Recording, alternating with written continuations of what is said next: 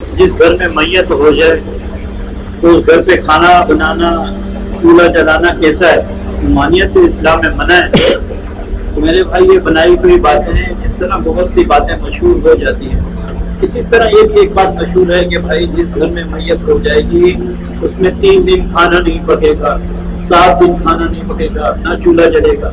ایسی بات حدیث میں، قرآن میں، شریعت میں اس کی کوئی اثر نہیں ہے، کوئی بنیاد نہیں ہے۔ نبی اکرم صلی اللہ علیہ وسلم نے یہ کہا ہے جس گھر پہ میت ہو جائے تو اس کے پڑوسیوں کو، اس کے رشتہ داروں کا یہ حق ہے کہ ان کی غمخواری کریں، ان کے صدمے میں ان کے ساتھ پہنچے۔ اور پھر اس کے طرح طرح کے طریقے ہیں۔ ایک طریقہ تو یہ ان کے ساتھ وقت گزاریں، دوسرا ان کے کھانے پینے کا اہتمام کریں، ان کی ذمہ داری ہے۔ اب ایک انسان صدمے میں ہے، ایک ماں جس کا بیٹا، جس کا لخت جگر اس سے جدا ہو گیا، اس کا صدمہ کیسا ہوگا کہ وہ اپنے شوہر کے لیے روٹی بنائے، اپنے والدین کے لیے، ساس سسر کے لیے روٹی بنائے۔